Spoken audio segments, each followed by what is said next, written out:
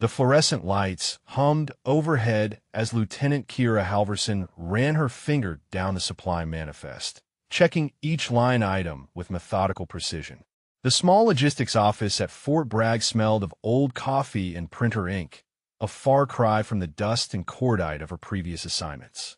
She made a notation on the tablet, her movements economical and controlled, before setting it aside and reaching for the next stack of requisition forms.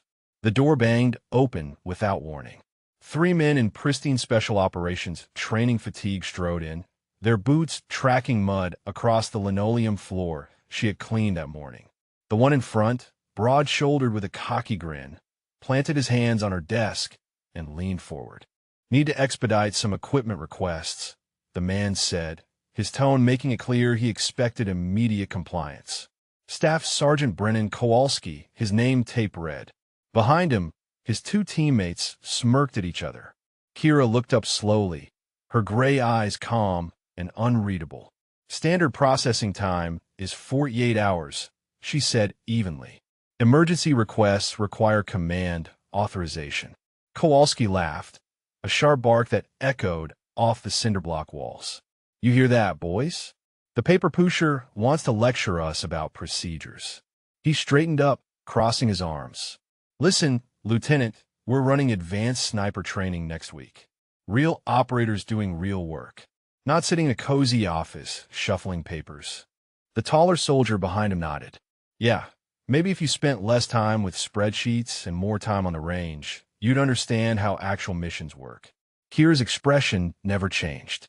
She closed the folder in front of her with deliberate care and stood, her 5'6" frame dwarfed by the 3 men crowding her office. "I understand you need equipment," she said quietly. "Submit the proper forms with command authorization, and I will process them according to regulation." Her voice carried no anger, no defensiveness, just simple statement of fact. "Before we go further, drop a comment and let us know what state you're watching from. Maybe you've encountered someone whose quiet presence hid extraordinary capability, someone who proved that real strength does not need to announce itself."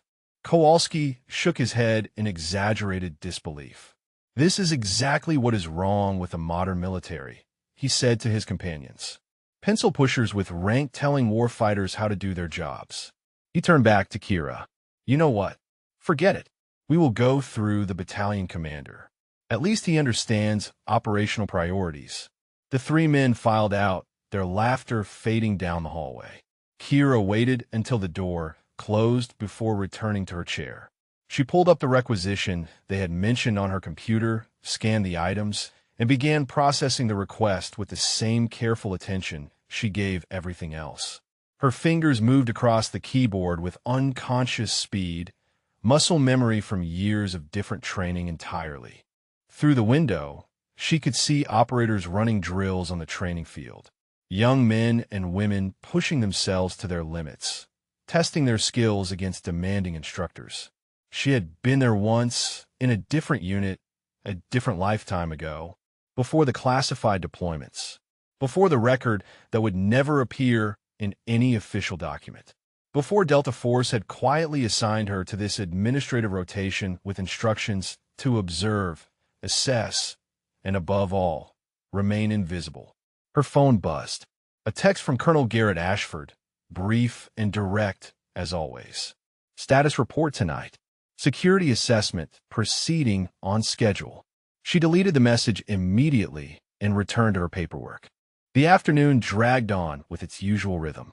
More requisitions, more inventory checks, more emails from people who saw her as nothing more than an obstacle between them and their supplies. She answered each one with professional courtesy, never revealing frustration, never hinting at impatience. Patience was a skill she had mastered long before she ever touched a rifle. Patience and observation. At 1700 hours, she locked her office and walked across the base toward the barracks. Groups of soldiers passed her, some nodding respectfully at her rank, others barely noticing the quiet lieutenant in rumpled fatigues. She preferred it that way. Invisibility had kept her alive through 7 years of operations that officially never happened. The dream came again that night, vivid and sharp-edged, as always. Dust swirling through broken windows, the weight of her rifle steady against her shoulder, the scope revealing faces 800 meters away. 8 targets, 12 minutes. The radio crackle of her spotter's voice, calm despite the chaos erupting around their hide position. She never remembered the actual shots in these dreams, only the stillness before and the silence after.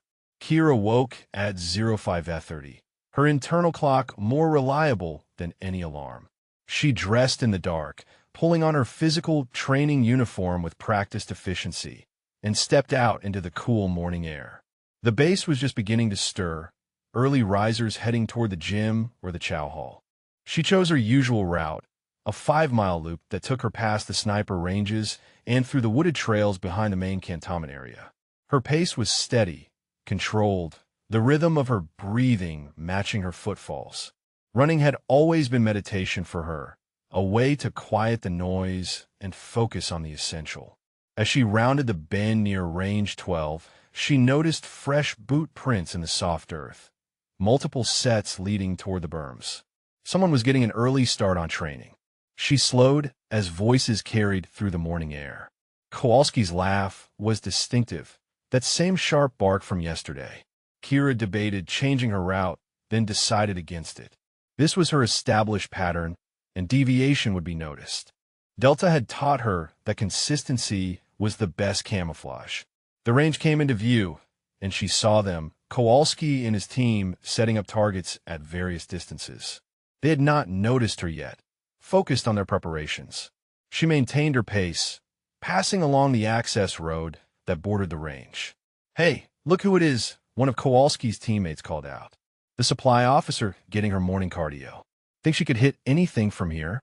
Kowalski glanced over, shading his eyes against the rising sun. "Probably never fired anything but a service pistol at qualification," he said. "Not everyone has the aptitude for precision shooting. It takes a special kind of focus, special kind of mind."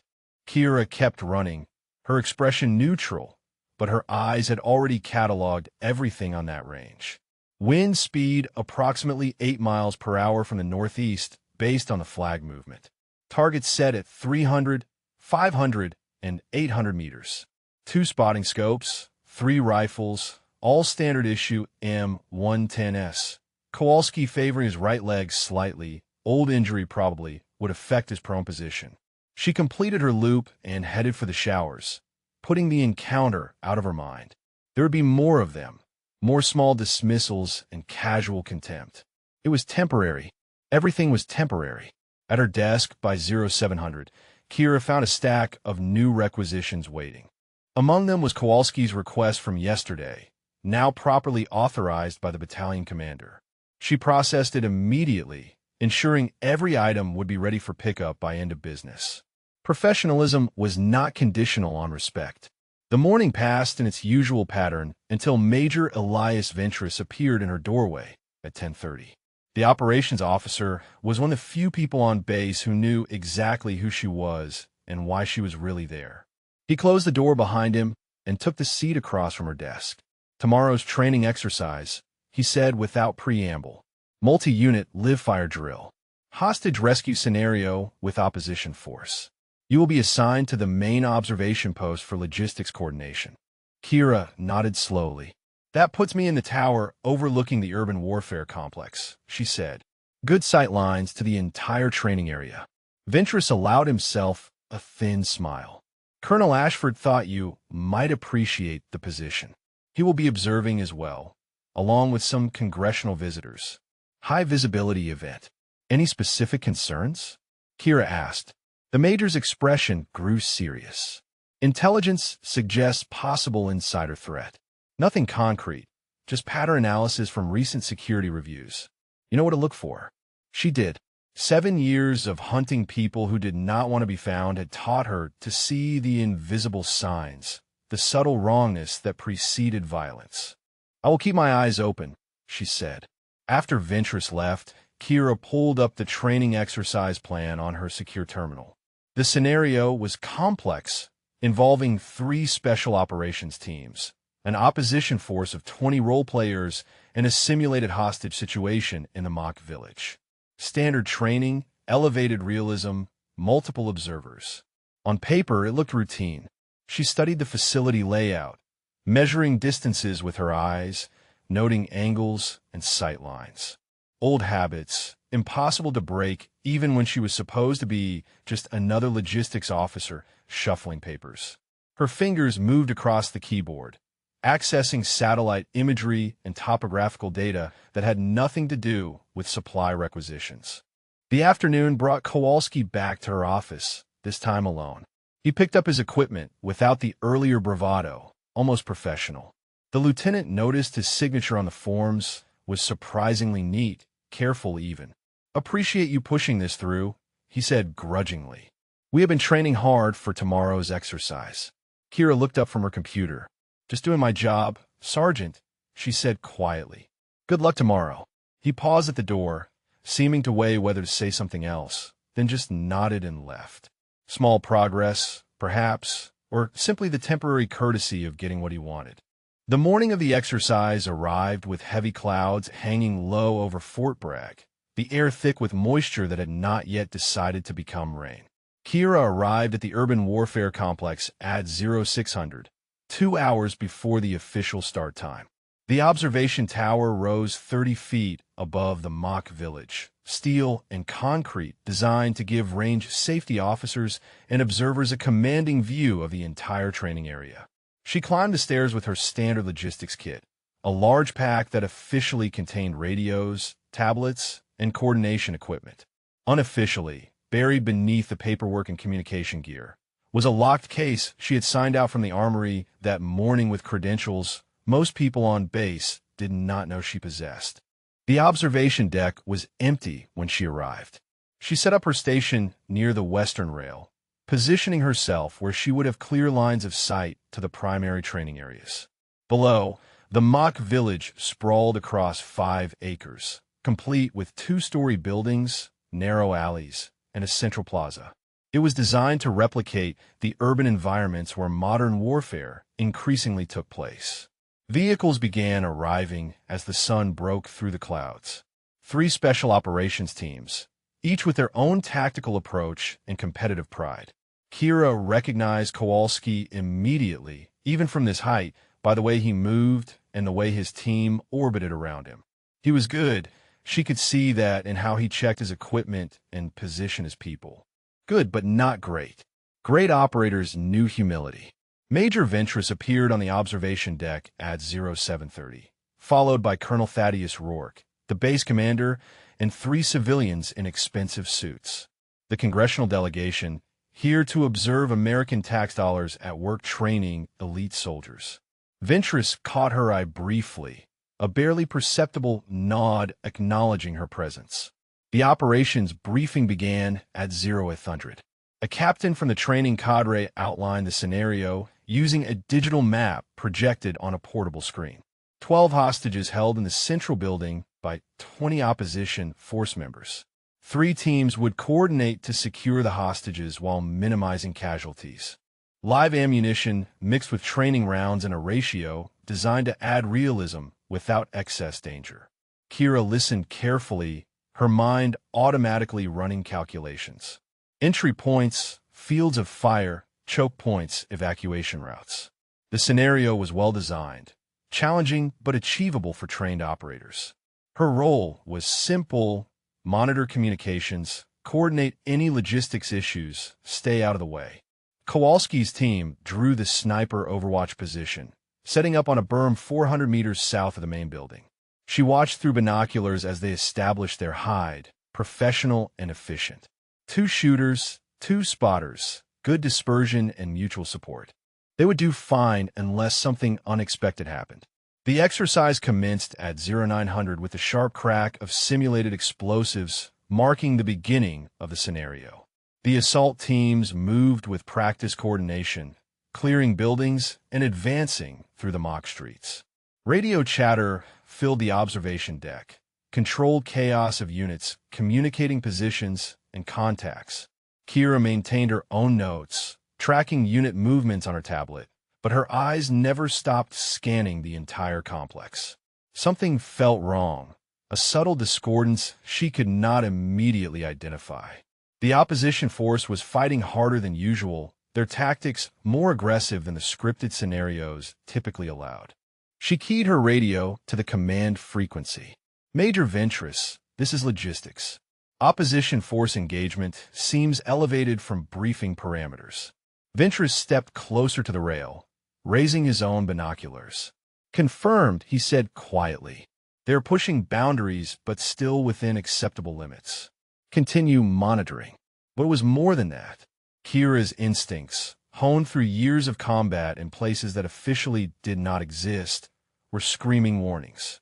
She studied the opposition force members, looking for the telltale signs she had been trained to recognize. Then she saw it, one of the role players moving with purpose rather than playing a part, his weapon handling too fluid, too tactical. She zoomed her binoculars on the individual. He wore standard opposition force gear, but something about his eyes was wrong, too focused, too aware. He was not playing. He was hunting. Her hand moved to her radio just as the first real gunshot echoed across the complex, the sound distinctly different from the training rounds. Sharper. Final. One of the assault team members dropped, clutching his shoulder, blood spreading through his fatigues. The observation deck erupted in confusion. Rourke grabbed a radio demanding situation reports while the congressional visitors stepped back in alarm. Ventress was already calling for medics and exercise termination, but Kira saw what others had not yet realized. This was not an accident. 8 opposition force members had broken from their scripted positions and were moving with lethal purpose toward the central building where the role-playing hostages waited. Except those hostages included base personnel who had volunteered for what they thought was a safe training exercise. The 8 moved like professionals, like soldiers who knew exactly what they were doing. They had live ammunition. They had a plan, and they had just turned a training exercise into a real crisis. Kira's mind shifted instantly, years of Delta Force training overriding everything else. She assessed the situation with cold clarity. 8 hostiles now in fortified positions.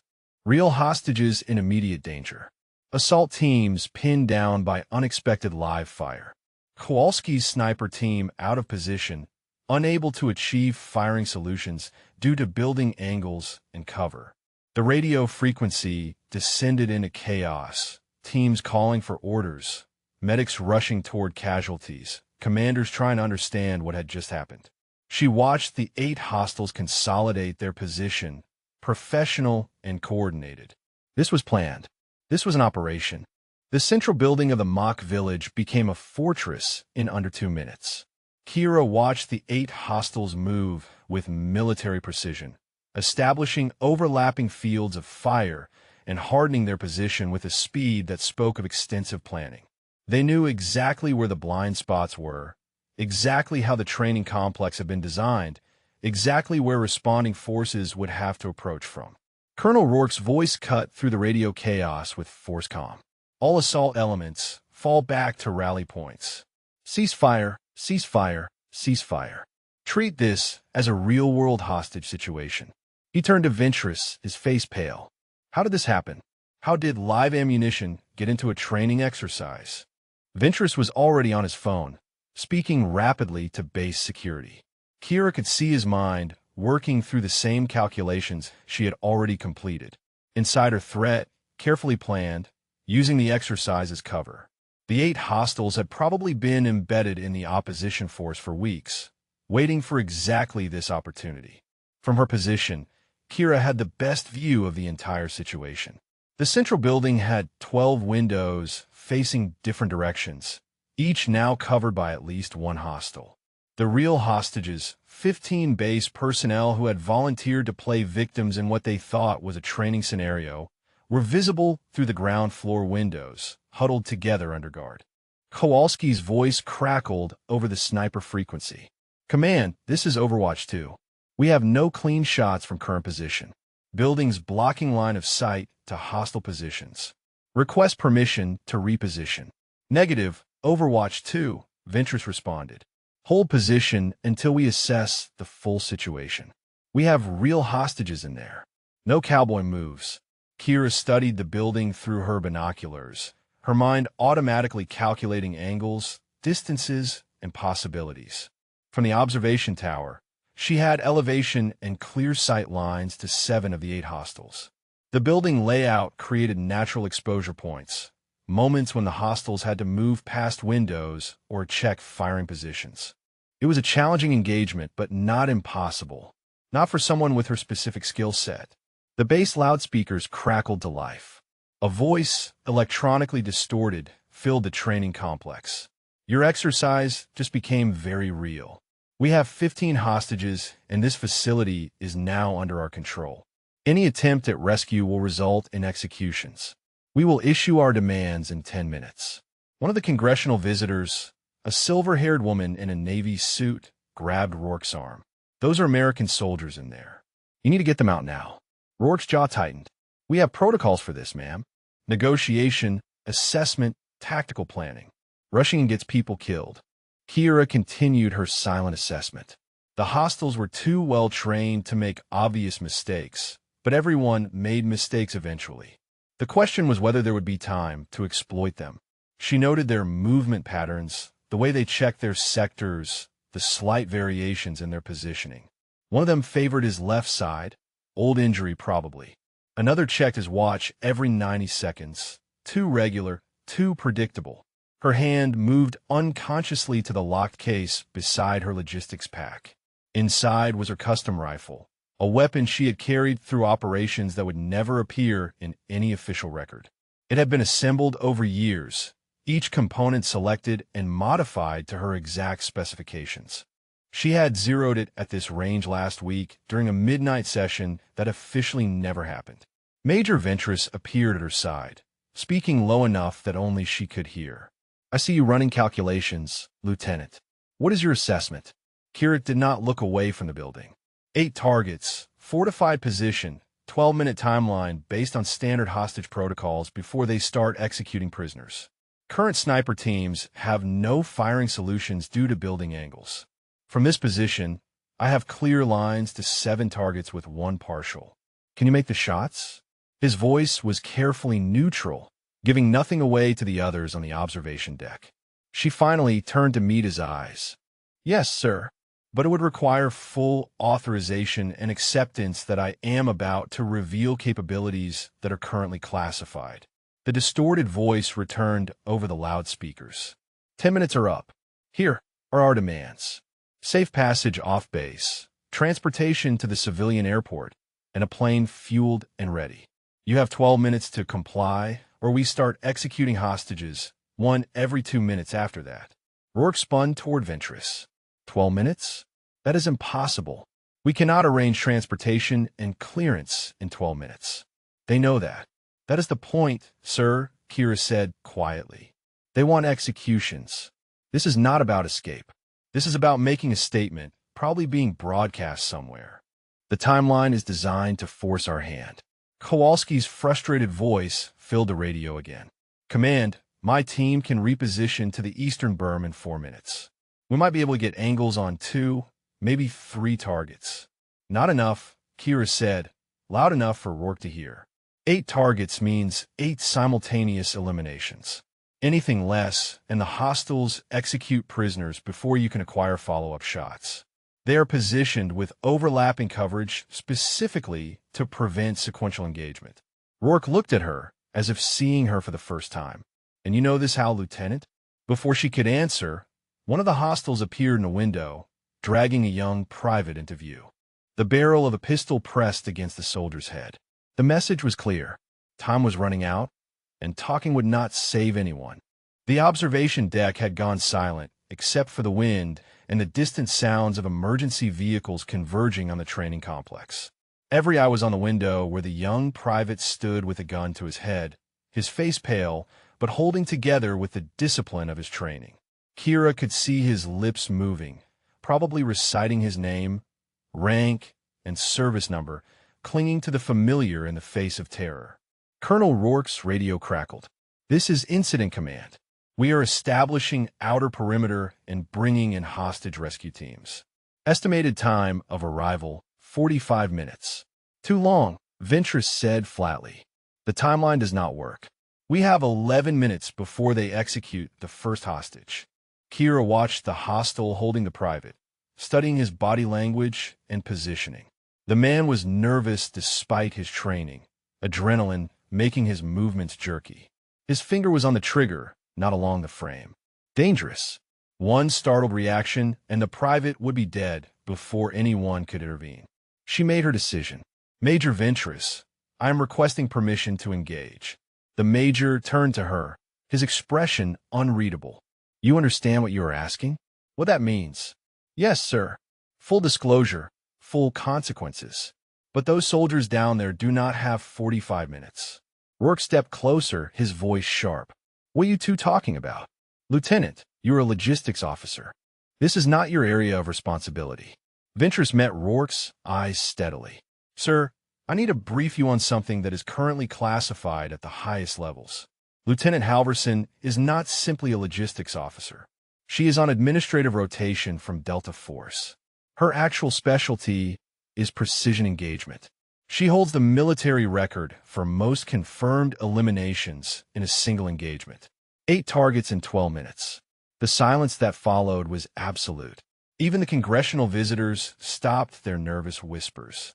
Rourke stared at Kira as if she had suddenly appeared from nowhere, his understanding of the situation completely restructured in a single moment. Delta Force, he repeated slowly. You're Delta? Yes, sir, Kira said quietly. I was assigned here 3 months ago for security assessment purposes. My presence and capabilities were need to know only. One of the other assault team leaders, a captain who had been monitoring the situation, turned from the rail. With respect, sir, even if she is Delta, 8 targets simultaneously? That is not possible.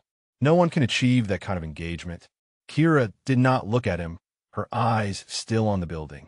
I can achieve 7 confirmed and 1 probable from this position within the timeline. It requires precision and speed, but it is within capability parameters I have demonstrated multiple times in operational environments. Kowalski's voice burst over the radio, angry and disbelieving. Did someone just say Delta Force? Are you telling me the logistics lieutenant is a Delta operator? Stand by, Overwatch 2, Ventress snapped. Then Akira, quietly, what do you need? Authorization from Colonel Rourke, coordination with ground teams for immediate hostage extraction on my signal, and everyone on this deck to stop talking while I work. She paused. And I need my equipment. Rourke looked at the building, at the private still held at gunpoint, at the clock showing 10 minutes remaining. His shoulders straightened with the weight of the decision. You're authorized, Lieutenant. God help us all if this goes wrong.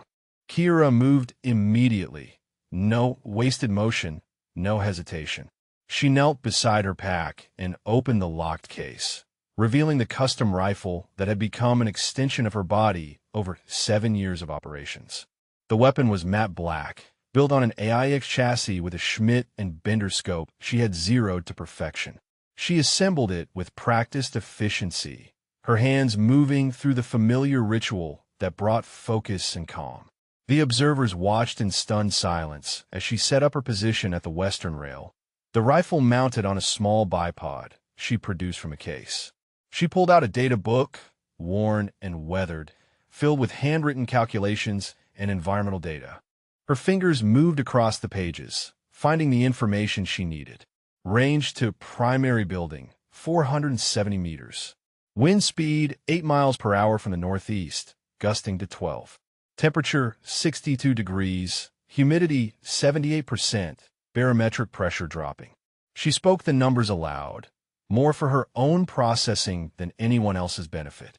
From her pack, she retrieved a small wind meter and a laser rangefinder, confirming her estimates with precision measurements. Every number mattered. Every calculation could mean the difference between a clean shot and a dead hostage. Ventress crouched beside her, speaking into his radio. All assault elements, prepare for immediate hostage extraction on Signal Phantom. Acknowledge. One by one, the team leaders responded, their voices a mix of confusion and readiness. Kowalski's came last, still edged with disbelief, but professional. Overwatch 2 acknowledges. Standing by, Kira settled into her shooting position, the rifle stock fitting against her shoulder like it belonged there. Her breathing slowed, deepened, finding the rhythm she had learned years ago. The world began to narrow, external distractions fading until there was only the scope, the targets, and the mathematics of ballistics and timing. Through the magnification, she could see the hostiles clearly now. 8 men professionally positioned, weapons ready. They were good, she had to admit. Well-trained, well-coordinated. But they had made one critical error. They had assumed no one could touch them from this position, that the angles and distances provided safety. They had not planned for someone like her. 8 minutes remained on the timeline. Kira's world had compressed to the circle of her scope, her breathing, and the steady rhythm of her heartbeat. She had entered the state that Delta Force instructors called the Void, where time seemed to slow and every detail became crystalline clear. Through the scope, she tracked each hostile, memorizing their positions, their patterns, their vulnerabilities. Target 1 was in the northeast window, 2nd floor, the one holding the private at gunpoint. He would be first. Target 2 covered the main entrance from a ground floor window. Experienced, by the way, he kept his profile minimal.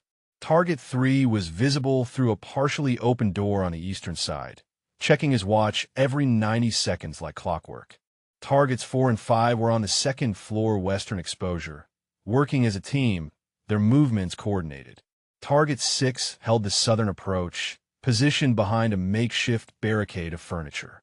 Target 7 was the hardest, only his shoulder and part his head visible through a narrow gap in the northern window. Target 8 moved between positions on the ground floor, a roamer, checking on hostages and coordinating with the others. The challenge was not just accuracy. It was sequence and timing. She needed to eliminate Target 1 first to save the private, but that would alert the others. She would have perhaps 2 seconds before they realized what was happening, another 3 before they could react effectively. 5 seconds to neutralize 8 trained hostiles before they could execute prisoners. Her fingers made minute adjustments to the scope, compensating for wind and distance. The mathematical calculations ran through her mind automatically, years of training and experience compressed into instinctive knowledge. Drop at 470 meters with this ammunition, 18.3 inches. Wind drift, 6.2 inches right. Adjust for decreasing barometric pressure, add 0.4 inches elevation. Major Ventress knelt beside her, his voice barely above a whisper. Timeline, 7 minutes 30 seconds. She replied without moving her eye from the scope.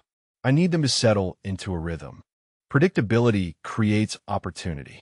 Behind her, she could hear Colonel Rourke coordinating with the assault teams, positioning them for immediate entry once she gave the signal. The congressional visitors had been moved to the far end of the observation deck, their protests overruled by security concerns. Kowalski's frequency was silent, his team watching and waiting, probably still trying to process what they were witnessing. Target 3 checked his watch again. 90 seconds exactly. The pattern held. Target 8 completed another circuit of the ground floor, returning to his position near the hostages. 18 seconds for a full rotation. Target 1 shifted the pistol against the private's head, his arm tiring from holding the weapon extended. Small movements, but enough to establish timing. Kira's breathing deepened further, each exhale releasing tension, each inhale bringing focus. Her finger rested lightly on the trigger, feeling the familiar resistance, knowing exactly where the break point was. She had fired this rifle thousands of times, knew its quirks and characteristics better than most people knew their own family members. 6 minutes remained. The distorted voice came over the loudspeakers again. Time is running short. We see no movement toward compliance with our demands. In 6 minutes, we begin executions. The first will be broadcast live to demonstrate our seriousness. One of the hostages, a female sergeant visible through the ground floor window, closed her eyes and squared her shoulders. Preparing herself, Kira felt a flash of anger, cold, and controlled, at these men who would murder soldiers for whatever cause they claimed to serve. The anger focused her further, sharpened her edge. She keyed her radio, her voice utterly calm. "All elements, this is Phantom. Stand by for engagement sequence. On my mark, you will have 5 seconds to reach entry points before hostiles can react. Acknowledge." The responses came quickly, professional despite the impossible timeline. Rourke stood at the rail, binoculars raised, watching both Kira and the building simultaneously. His face showed the strain of command, of making decisions that could end in catastrophe or salvation. Target 1 moved slightly, adjusting his grip on the private. His elbow came to rest on the window frame, stabilizing his position. A mistake born of fatigue and false confidence. Kira noted it, filed it away. Every advantage mattered. The wind gusted, flags snapping sharply before settling back to their baseline flutter. She waited for it to pass, patient despite the ticking clock. Rushing led to errors, and errors led to death. Delta had taught her that patience and precision were inseparable. 5 minutes. Target 8 began another rotation, moving past windows with mechanical regularity. Target 7 shifted behind his cover, shoulder exposure increasing by perhaps an inch. Not much, but enough. Target 2 lit a cigarette, his attention split between watching his sector and satisfying his addiction. Discipline breaking down under stress. Kira's mind assembled the sequence. Target 1 first, the immediate threat. Then targets 4 and 5 before they could process what happened. Target 2 while distracted by his cigarette. Target 3 when he checked his watch in 45 seconds. Target 8 mid-rotation when he would be furthest from hostages. Target 6 and 7 in rapid succession. Maximum speed and minimum hesitation. 11 shots total, accounting for 2 follow-up shots on the hardest targets. 12 seconds from first round to last. She would need every advantage, every ounce of skill, every lesson learned from 7 years of operations that officially never happened. Her breathing steadied to the perfect rhythm. Her heart rate dropped below 50 beats per minute. The world narrowed to scope, trigger, and target. Behind her, Ventress held his radio, ready to give the assault teams their signal. Rourke had stopped breathing entirely, frozen in the moment before action. For minutes, 30 seconds remained. Kira's finger took up the slack on the trigger, feeling the precise point where pressure would release the firing pin. Everything was ready. Everything was aligned. Now, she just needed the perfect moment. The moment arrived at 4 minutes 12 seconds remaining. Target 3 reached for his watch in the exact pattern Kira had memorized.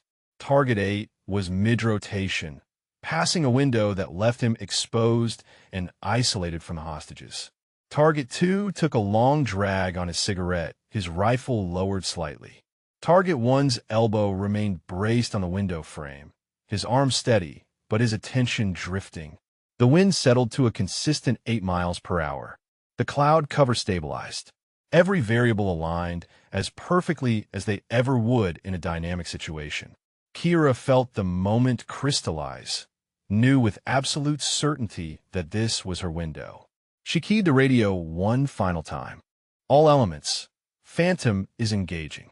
5 count, then execute entry. Mark. Her finger pressed through the trigger's break point with smooth, deliberate pressure.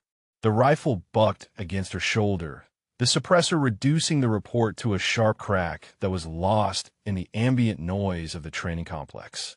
Through the scope, she saw Target 1's head snap back, the pistol falling from his hand as he collapsed away from the window.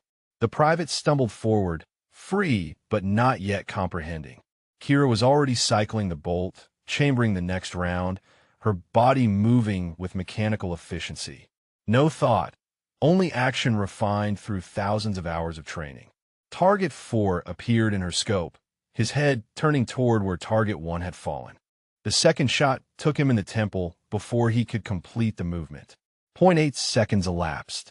Target 5 was moving, his training bringing his weapon up even as his partner fell beside him. Kira led him by 6 inches, compensating for his motion in the distance. The round caught him center mass, high chest, dropping him instantly. 1.4 seconds. She swung the rifle to target 2, who was still processing the suppressed gunfire, his cigarette falling from his lips as realization began to dawn. Too slow. The fourth shot eliminated him before he could raise his rifle. 1.9 seconds. Target 3 was checking his watch when the fifth round found him. Precise, timing meeting precise shooting.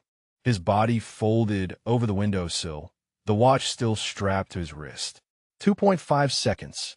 Target 8 had broken his pattern, moving toward the hostages in response to sounds he did not fully understand. Kira tracked him through 2 windows, waiting for the moment when he cleared a hostage by sufficient margin. The sixth shot stopped him 3 feet from the nearest prisoner. 3.2 seconds. 2 targets remaining. Target 6 was behind his barricade, only his head visible above stacked furniture. A difficult shot made harder by the angle and his instinctive duck at the sound of gunfire. Kira adjusted elevation, led his movement, and fired. The round punched through the gap between a chair and a desk, finding him as he tried to crouch lower. 4.1 seconds. Target 7 was the hardest, his position behind the northern window offering minimal exposure. He was moving now, aware that something catastrophic was happening, but unable to see the threat. Kira could see only his shoulder and part of his jaw through the narrow gap. A shot that required absolute precision with zero margin for error. She waited, breathed half-released, finger already taking up trigger slack. He shifted, leaning slightly to get a better view of the room, and his exposure increased by perhaps 2 inches. Enough. The 8th shot traveled 470 meters in less than a second, striking exactly where she had aimed. 4.8 seconds. Silence. 8 targets down. 8 rounds fired. 4.8 seconds from first shot to last. Kira's voice was steady on the radio. All targets eliminated. Execute, execute, execute. The assault teams exploded into motion, breaching doors and flooding into the building with overwhelming force. Their movement was audible even from the observation deck, the controlled violence of professional soldiers securing a hostile space. But the hostiles were down, the threat neutralized, the hostages already stumbling toward exits guided by operators who could barely believe what they had just witnessed. Colonel Rourke lowered his binoculars, his hands shaking slightly. His voice came out hoarse. Confirmed. All hostile elements down. Hostages are secure. He turned to look at Kira, who was safing her weapon with the same methodical care she had shown throughout. My God, he whispered. Major Ventress was already on multiple radio frequencies, coordinating the aftermath. Medical teams to the building, security sweeps, evidence preservation. His eyes met Kira's for a brief moment, and he gave her a slight nod. Professional recognition between operators who understood what had just happened. Kowalski's voice filled the sniper frequency, shock evident despite his attempt to control. Overwatch 2 confirms 8 targets eliminated. 4.8 seconds. I have never seen anything like that in my entire career. The observation deck had erupted in controlled chaos.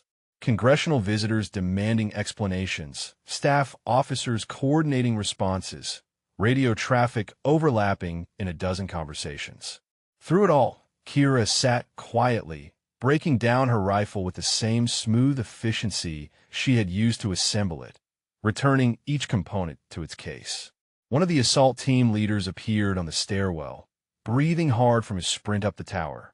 Lieutenant Halverson? Colonel Ashford is on secure comms. He wants a status report. Kira stood, slinging her pack and securing the rifle case. Tell the colonel that the security assessment has concluded.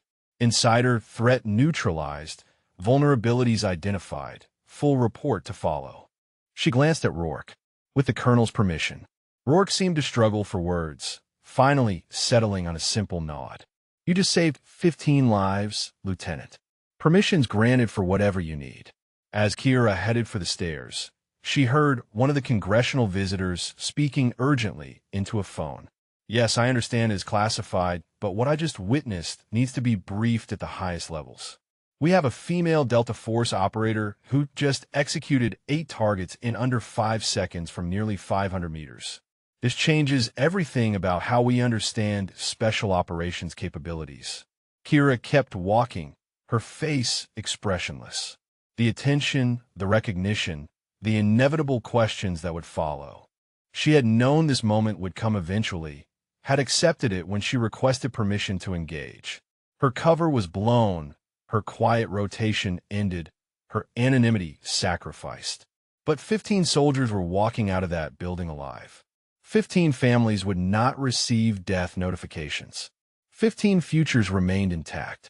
The mathematics of that equation was simple, and she had no regrets. The secure briefing room in the base headquarters building felt smaller than its actual dimensions, packed with officers and intelligence personnel trying to make sense of what had just occurred. Kira sat at the head of the table, her rifle case on the floor beside her chair, while analysts displayed photographs and diagrams on multiple screens.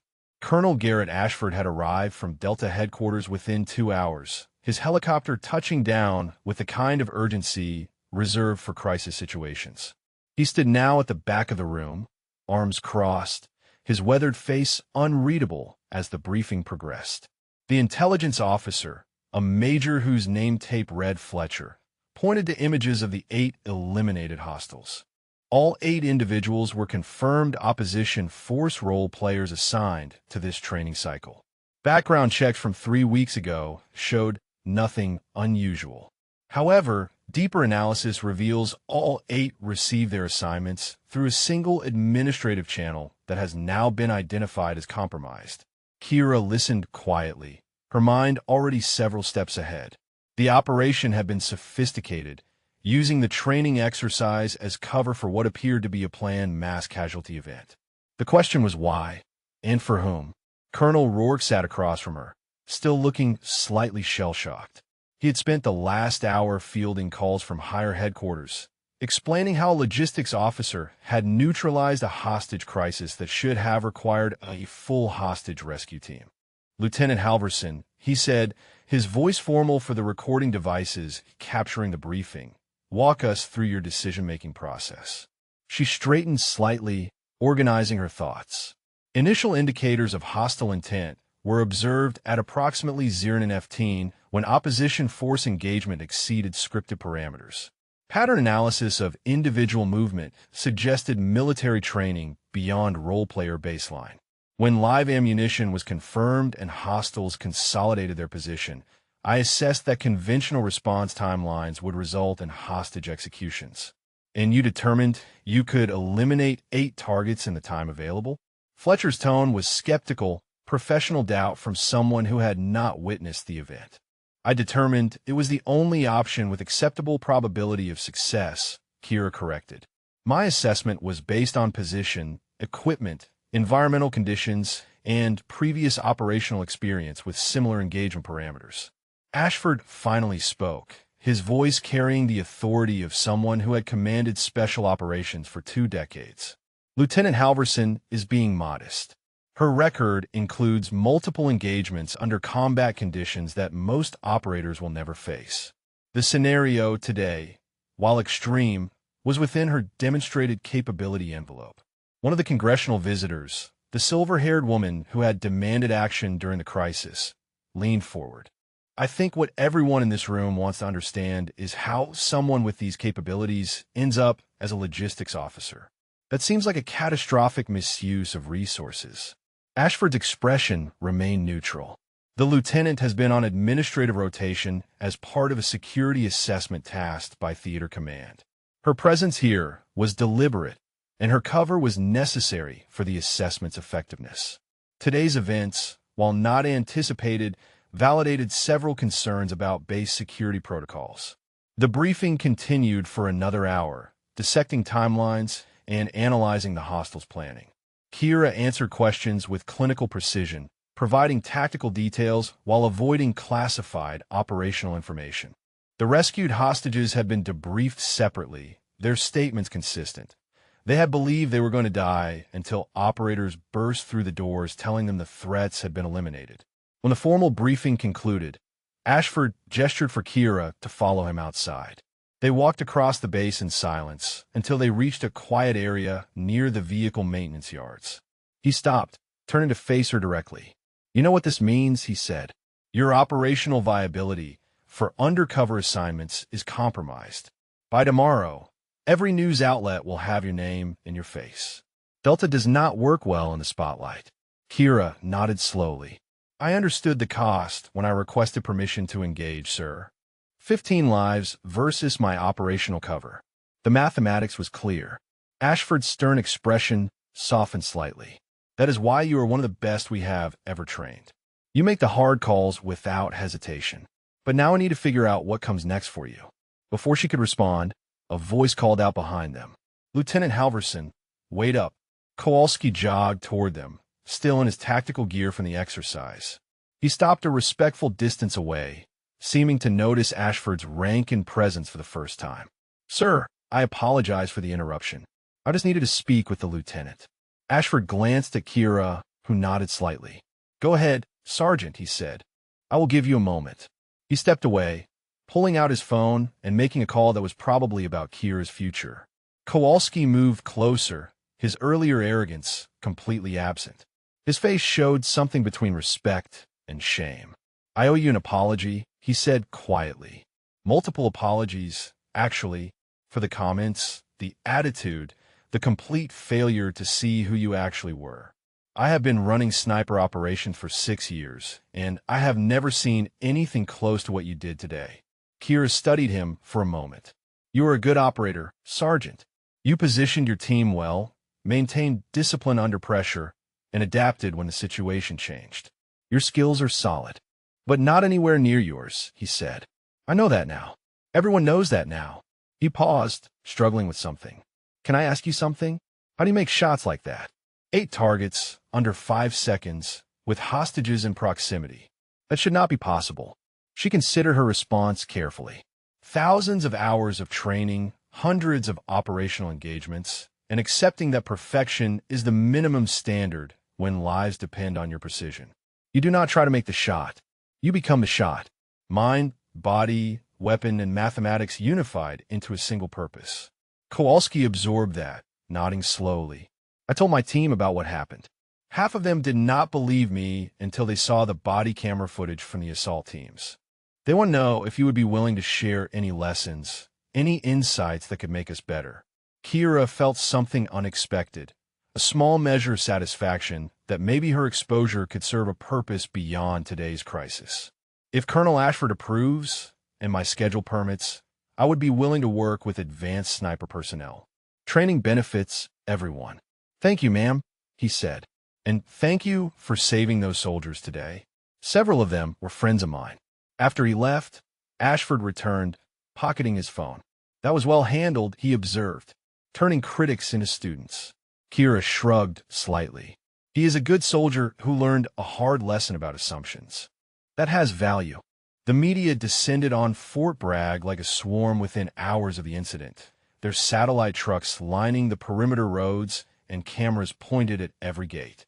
Kira watched from her office window as public affairs officers struggled to manage the information flow, trying to balance operational security with the undeniable fact that something extraordinary had occurred. Her phone had not stopped ringing. Requests for interviews, speaking engagements, book deals, movie rights. She had forwarded them all to Delta headquarters and returned to processing supply requisitions as if nothing had changed. The routine was comforting, familiar, a reminder that she was still fundamentally the same person despite the attention. Major Ventress appeared in her doorway, carrying 2 cups of coffee. He set one on her desk and took his usual seat. "Thought you could use this," he said. "The circus outside shows no signs of slowing down." Kira accepted the coffee gratefully. "Thank you, sir. I assume headquarters is developing a media strategy?" "They are crafting a statement that confirms basic facts while protecting operational details. Your name will be released, your general service record, confirmation of the engagement. Everything else stays classified." He paused, sipping his own coffee. "How are you holding up?" She considered the question honestly. "I knew this was a possible outcome when I requested authorization to engage. The attention is uncomfortable but manageable. What concerns me more is the intelligence picture. 8 hostiles with sophisticated planning and inside access suggests a larger network. Ventress nodded grimly. FBI and military intelligence are working that angle. The administrative channel that placed them in the opposition force has been shut down, and everyone involved is under investigation. But you are right to be concerned. This level of coordination does not happen in isolation. A knock at the door interrupted them. One of the rescued hostages, the female Sergeant Kira had seen preparing herself for execution, stood in the hallway, looking nervous. "Ma'am, I hope I'm not interrupting. I just wanted to thank you personally." Kira stood, gesturing for her to enter. "Sergeant Rivera, correct? How are you doing?" The young woman's eyes were red-rimmed, but her voice was steady. "Better than I would be if you had not acted. The counselors say it is normal to have trouble sleeping after something like that, but honestly, I am just grateful to be sleeping at all." She swallowed hard. "I thought I was going to die in that building." "We all did." Then the doors burst open, and they told us the threats were eliminated. For 0.8 seconds, they said. "I still cannot wrap my head around that." "Training and necessity," Kira said quietly. "You maintain composure under extreme pressure. That matters just as much." Rivera shook her head. "With respect, ma'am, what you did was something else entirely. I have been talking to the other hostages, and we want you to know that we understand what you risked by revealing your capabilities. Your whole career changed because you chose to save us." Kira felt the weight of that acknowledgement. 15 lives were worth any career consideration, she said simply. After Rivera left, Ventress studied Kira thoughtfully. "You have become a symbol now, whether you wanted it or not. The quiet professional who stepped forward when it mattered. That carries responsibility beyond just your individual actions." "I understand, sir." Colonel Ashford has already discussed potential reassignment options. Training command, doctrine development, possibly a role in special operations recruitment. The shooting part of my career may be over, but there are other ways to contribute. The rest of the day brought a steady stream of visitors. Operators from various units asking technical questions about the engagement. Intelligence analysts seeking her insights on hostile tactics. Even some of the base support staff who had known her only as the quiet logistics officer, now seeing her in an entirely different light. Kowalski returned late in the afternoon with his entire sniper team. They stood somewhat awkwardly in her small office, these hard-edged operators suddenly uncertain in the presence of someone whose skills had redefined their understanding of what was possible. "Ma'am," Kowalski began, "we have been reviewing our training protocols and honestly finding them lacking. We were hoping you might be willing to observe some of our sessions, provide feedback, not asking you to reveal classified techniques, just your professional assessment of where we could improve." Kira saw the genuine desire to learn, the humility that came from recognizing excellence beyond their own capabilities. "I can do that," she said, "but understand that what I demonstrated today was the result of years of specialized training and operational experience. You should not measure yourselves against exceptional circumstances." One of Kowalski's teammates, a younger soldier with corporal stripes, spoke up. "With respect, ma'am, you just raised the bar for what we thought was achievable. Even if we never reach your level, knowing it is possible pushes us to be better. That has value." "Fair point," Kira acknowledged. "Send me your training schedule, and I will observe when my duties permit." As the sun set over Fort Bragg, Kira finally allowed herself a moment of reflection. She stood at her window, watching the base transition from day to night operations, the familiar rhythm of military life continuing regardless of dramatic events. Somewhere out there, soldiers were training, preparing for missions they might never face. Leaders were making decisions that would shape careers and potentially save lives.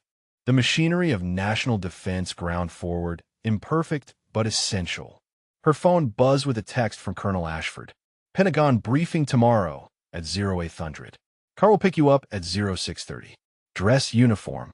Medal ceremony being planned. Welcome to the visible side of special operations." She typed a brief acknowledgement and set the phone aside. A medal ceremony meant speeches, photographs, official recognition of an event that had lasted less than 5 seconds. The disconnect between the compressed violence of combat and the extended formality of recognition always struck her as surreal. But if the attention could be channeled into something useful, if her experience could improve training or inspire better security protocols, then perhaps the loss of anonymity served a greater purpose. Delta Force had taught her to think beyond individual actions toward strategic impact. She returned to her paperwork, processing the last requisitions of the day with the same meticulous care she always had. Tomorrow would bring new challenges, new responsibilities, new complications. Tonight, she would finish her work, maintain her standards, and prepare for whatever came next. Some things, at least, remained constant. The mission continued, regardless of recognition. The work mattered, regardless of attention. And excellence remained the minimum standard when lives depended on precision. Those truths had not changed, and they never would. The Pentagon briefing room was filled with stars and senior officials when Kira entered at precisely 07:55. She wore her dress uniform, the ribbons on her chest telling a story that most observers could not fully read. Some were standard service awards, visible to anyone. Others were classified decorations whose true meanings were known only to those with appropriate clearances. Colonel Ashford met her at the door, straightening her uniform with a quick professional eye. "Ready?" he asked quietly. "As ready as I can be for this," she replied. Public speaking was not part of Delta selection. Just tell them what happened and why you made the decisions you did. They want to understand the person behind the performance. He paused, and Kira, they're going to ask about being a woman in special operations. Be prepared for that. She nodded, having expected as much. The questions were inevitable, the narrative practically writing itself in media coverage. First female Delta Force operator publicly acknowledged. Record-setting engagement. Hero saves hostages. The story was too compelling for the political dimension to be ignored.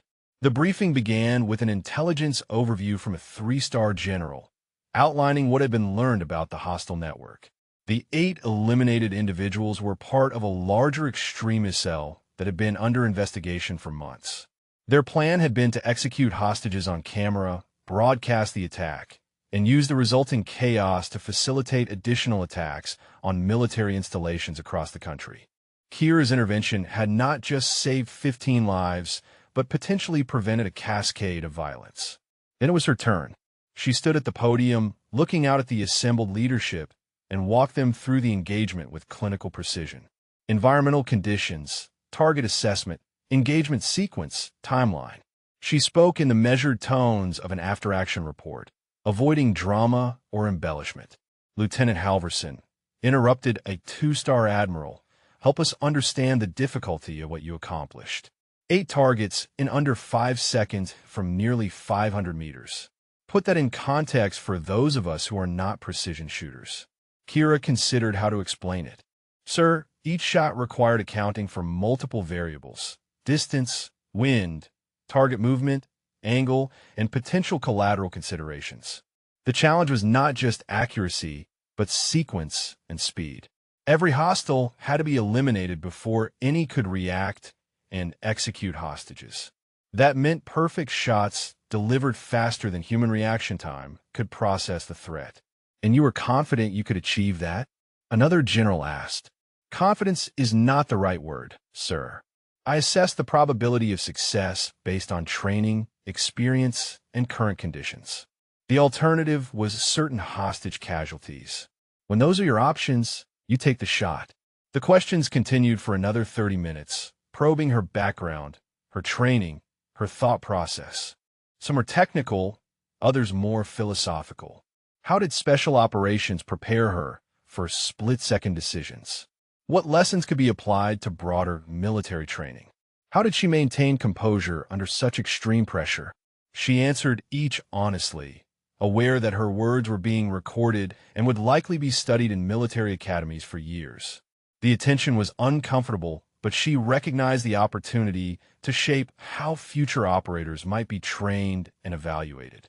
Finally, a female Marine Corps general leaned forward. "Lieutenant, you have become a symbol, particularly for women serving in combat roles. What would you say to young women considering special operations careers? Kira took a moment to formulate her response carefully.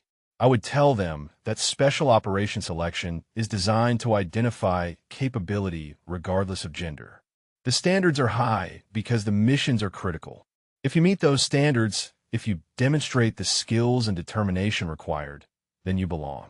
My gender was irrelevant to the shots I took yesterday. What mattered was training, preparation, and commitment to mission accomplishment. The general smiled slightly. Well said. But surely you recognize that your presence in Delta Force, now publicly acknowledged, will inspire many who previously saw barriers they thought were insurmountable. Inspiration is valuable, Kira agreed, but it must be grounded in reality. Special operations is not about breaking barriers or making statements.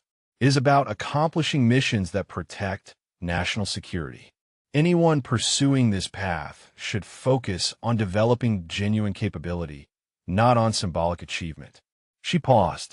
That said, if my experience demonstrates that capability exists in broader populations than previously accessed, then expanding recruitment makes tactical sense.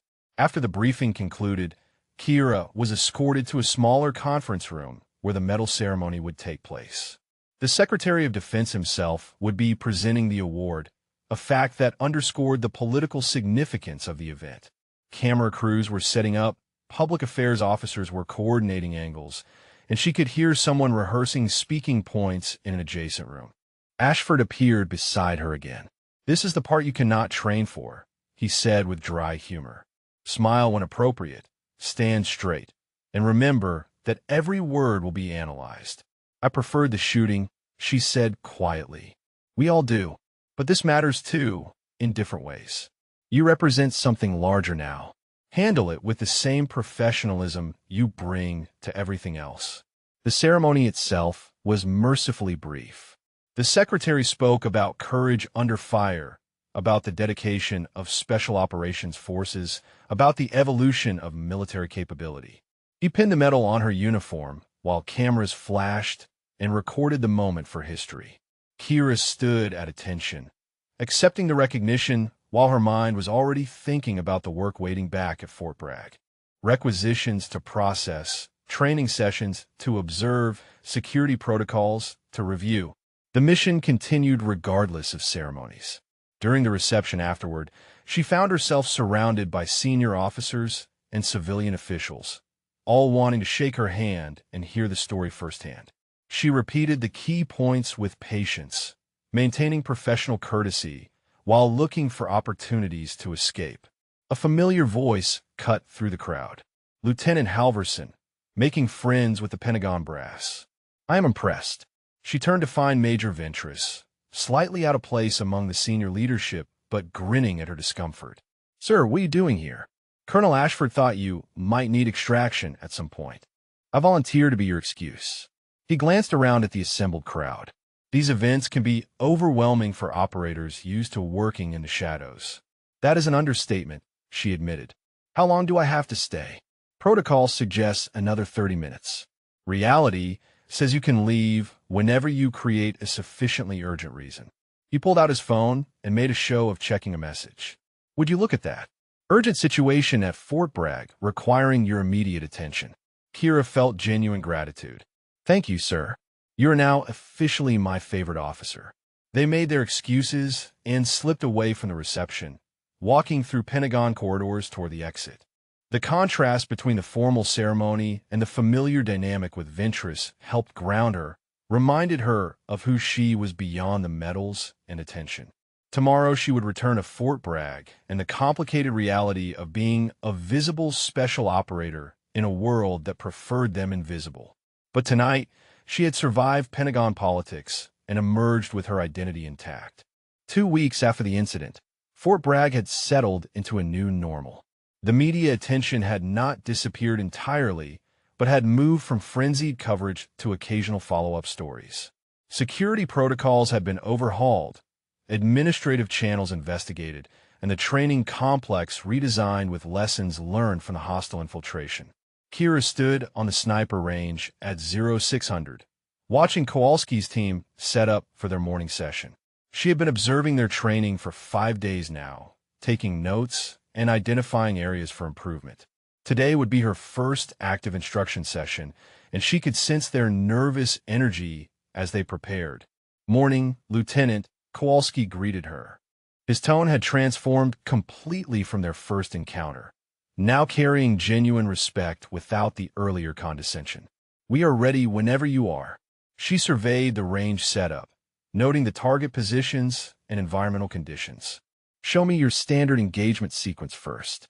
I want to see your baseline before we make any adjustments." The team executed their drill with professional competence. Good fundamentals, solid communication between shooters and spotters, reasonable accuracy. But Kira saw the inefficiencies, the small hesitations, the ways their technique cost them precious seconds that could mean the difference between mission success and failure. After they completed the sequence, she called them together. "You're thinking about shooting as a mechanical process," she said. "Position, aim, breathe, squeeze. Those fundamentals are important, but they are just the foundation.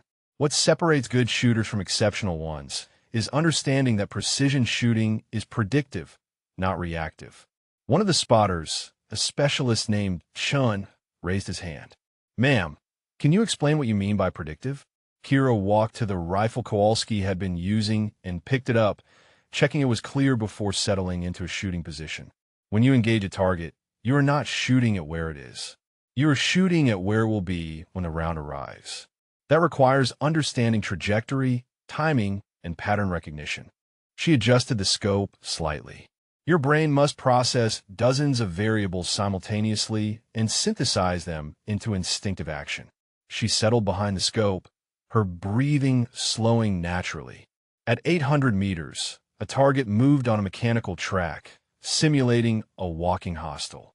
"Watch the pattern," she said quietly. 3 steps left, pause. 2 steps right, pause, repeat. The pause is your window, but only if you anticipate it rather than react to it. Her finger touched the trigger with familiar pressure. The rifle fired at the exact moment the target began its pause, the round impacting center mass. She had not rushed, had not hesitated, had simply aligned prediction with execution.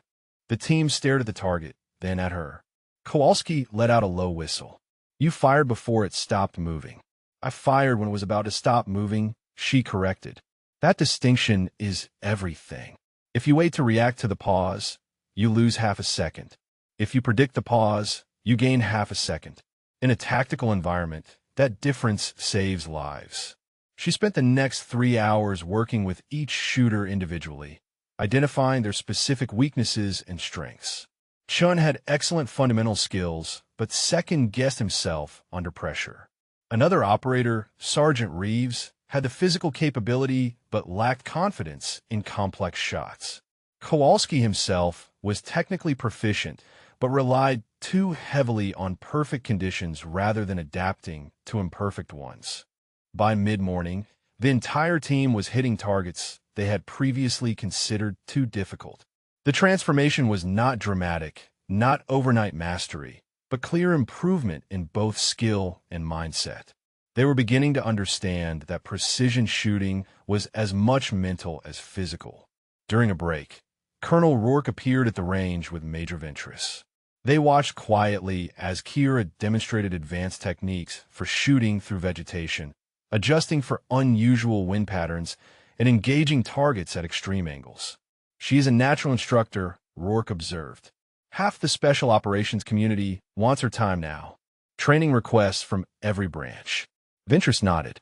"Delta is developing a formal instructor position for her. Advanced marksmanship, tactical decision-making, crisis response. She will be teaching the teachers." After the officials left, Kira gathered the sniper team one final time. "You have all improved significantly this week," she said. "But improvement is not the same as mastery. Mastery requires years of deliberate practice, thousands of repetitions, constant analysis of your own performance. The skills I demonstrated during the crisis took 7 years of operational deployment to develop. Do not expect to match that in days or weeks." Kowalski spoke for the group. "Ma'am, we understand that. But you have shown us what is possible when skill meets preparation meets necessity. That is a gift. You could have kept your techniques classified, maintained your mystique.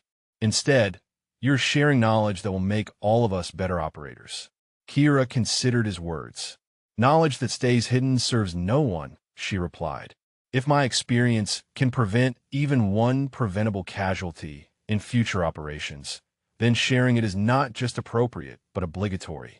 The afternoon brought a different kind of session. A group of junior officers, both male and female, who had requested time to discuss special operations career paths. They met in a classroom rather than a range, and the questions were more personal than tactical. A young lieutenant, fresh from West Point, asked the question Kira had been expecting. "Ma'am, do you think special operations is becoming more accepting of women? Or was your success an exceptional case that does not represent broader opportunities?" Kira leaned against the desk, choosing her words carefully. Special operations has always been about capability, not demographics. Selection courses do not care about your background or gender. They care whether you can meet the standard under pressure. What has changed is not the standards, but the recognition that capability exists in broader populations than were previously accessed. She paused, making eye contact with the young women in the room. "I will not tell you it is easy. I will not tell you that gender is irrelevant to how you will be perceived, especially initially. What I will tell you is that if you have the capability and determination, you can earn respect through performance. Your gender becomes background noise when your skills are undeniable." Another officer, a captain with Ranger qualification, raised his hand. "Sir, what advice would you give to someone considering Delta selection?" "Prepare for the hardest physical and mental challenge you will ever face," Kira said bluntly. "Understand that selection is designed to identify the top fraction of 1% of military personnel.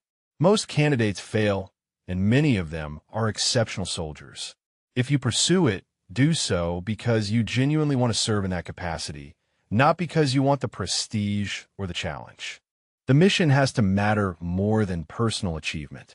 As the session concluded and the officers filed out, several approached her individually with more specific questions. She answered each with patience, recognizing that these conversations might shape career decisions and ultimately affect national security capabilities. Walking back to her office as the sun began to set, Kira reflected on the strange trajectory her career had taken. 2 weeks ago, she had been invisible, unknown, just another logistics officer processing paperwork.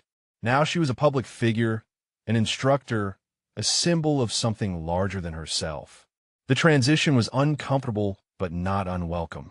If visibility served a purpose, if her experience could improve training and expand opportunity, then perhaps the loss of operational anonymity was an acceptable trade. 6 months had passed since the day that changed everything. Kira stood in the same observation tower where she had taken the shots that ended her anonymity, but the view was different now.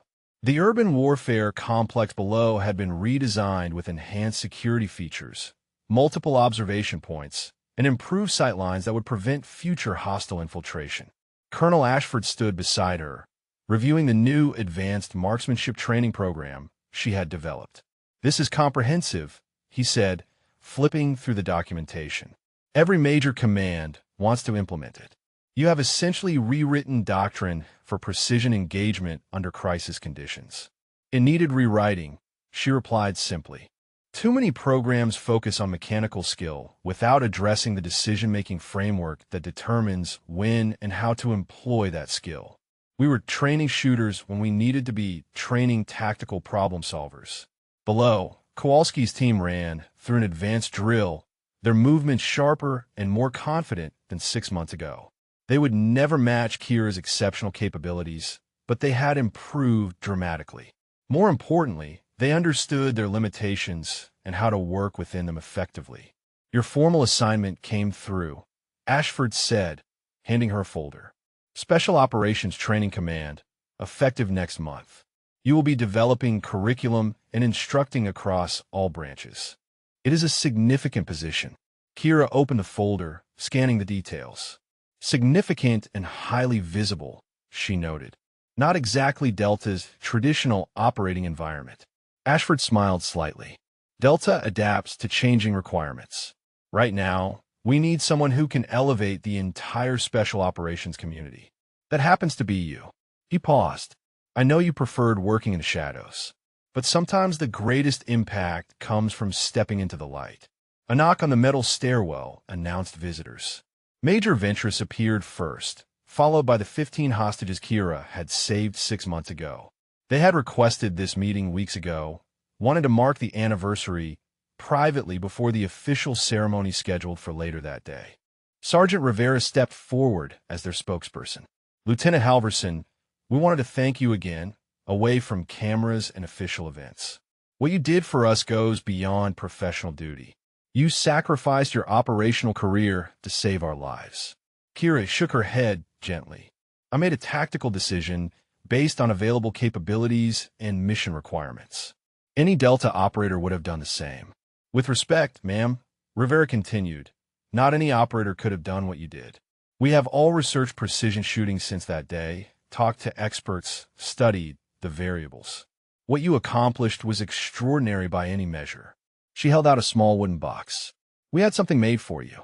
Inside was a custom challenge coin, beautifully crafted with 8 stars surrounding a sniper scope, and the inscription, Phantom, 4.8 seconds, 15 lives. On the reverse, precision, courage, sacrifice. Kira felt unexpected emotion tighten her throat. This is beautiful. Thank you. We wanted you to have something personal, separate from the official recognition, Rivera said. Something that reminds you that we remember, we are grateful, and we are living our lives because of your skill and courage. The other hostages stepped forward one by one, each sharing briefly where they were now. Promotions earned, families started, goals achieved. Futures made possible because Kira had been in the right place with the right skills at the right moment. After they left, Ashford placed a hand on her shoulder.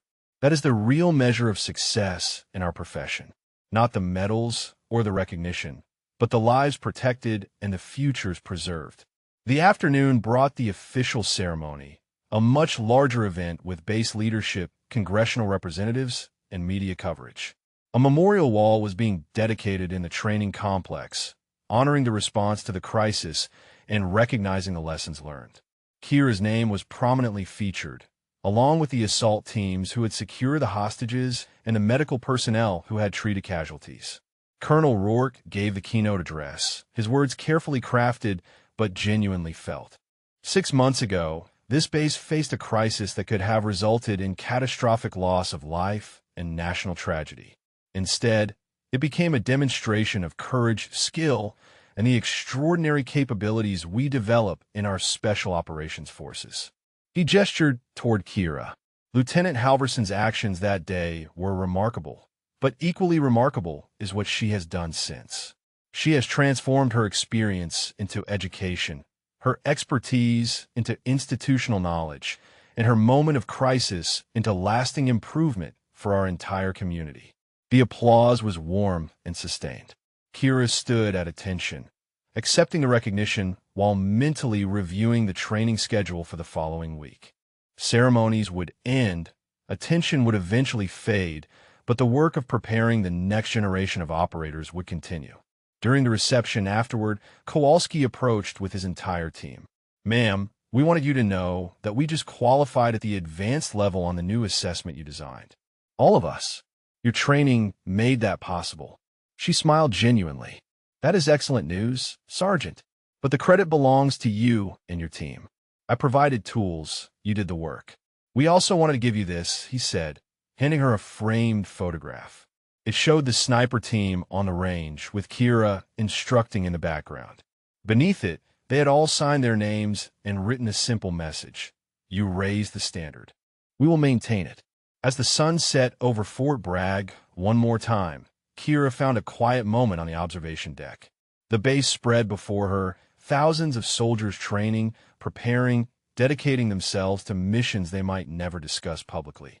She was part of that tradition now in a different way, visible but still fundamentally committed to the same principles that had guided her through 7 years of classified operations. Her phone buzzed with messages from operators around the world, many of whom she had never met, thanking her for changing perceptions about what was possible. Young women writing to say they were pursuing special operations careers because they had seen what she accomplished. Training commands requesting her curriculum and instructional assistance. The impact rippled outward in ways she could not have predicted when she requested permission to engage 6 months ago. 4.8 seconds of action had created consequences that would extend for years, shaping training, expanding opportunities, and potentially saving lives in future crises. If you enjoyed this story, drop a comment and let us know your favorite part or character, or share if you have ever witnessed someone reveal hidden strength when it mattered most. Stories like these remind us that true capability often exists in unexpected places, waiting for the moment when it is needed. Kira pocketed her phone and headed back toward her office. Tomorrow would bring new challenges, new students, new opportunities to turn hard-won experience into institutional knowledge. The mission continued, different but no less important. She had been invisible once, operating in shadows where special operations traditionally thrived. Now, she was visible and learning that light could serve the mission just as well as darkness. Excellence remained the standard regardless of visibility. Precision still mattered. Lives still depended on capability developed through relentless preparation. Some things never changed, no matter how much attention they received. And that consistency, that dedication to standards above recognition, was what truly defined special operations. The mission continued. It always would.